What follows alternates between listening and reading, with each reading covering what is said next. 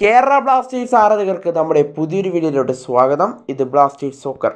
കേരള ബ്ലാസ്റ്റേഴ്സുമായി ബന്ധപ്പെട്ട ഒരു റൂമറാണ് ഇപ്പോൾ പുറത്തേക്ക് വന്നുകൊണ്ടിരിക്കുന്നത്. കേരള ബ്ലാസ്റ്റേഴ്സിൻ്റെ സൂപ്പർ താരമായ ജിക്സൺ സിംഗിന് പകരക്കാരനായി കേരള ബ്ലാസ്റ്റേഴ്സ് മുംബൈയുടെ വിനീത് റായിയെ സ്വന്തമാക്കുന്നെന്ന് പറഞ്ഞുകൊണ്ട് ഇപ്പോൾ ഒരു വാർത്ത പുറത്തേക്ക് വന്നിട്ടുണ്ട്.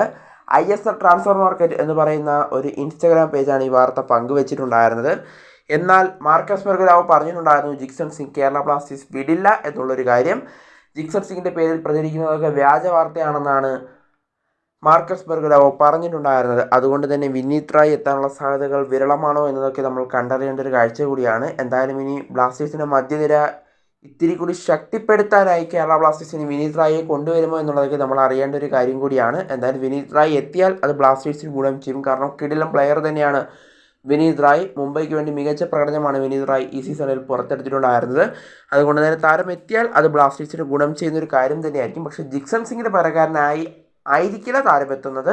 എന്താണ് ജിക്സൺ സിംഗ് ബ്ലാസ്റ്റേഴ്സ് വിടില്ല എന്നുള്ള കാര്യം ഉറപ്പാണ്. കാരണം താരത്തിന് ഒരു വർഷവും കൂടി കരാറുള്ളത് കൊണ്ട് പോകില്ല എന്നാണ് മാർക്കസ് പറഞ്ഞിട്ടുണ്ടായിരുന്നത്. അതുകൊണ്ട് തന്നെ ജിക്സൺ സിംഗിന് ആയിരിക്കില്ല വിനീത് റായിയെ ബ്ലാസ്റ്റേഴ്സ് സ്വന്തമാക്കുക.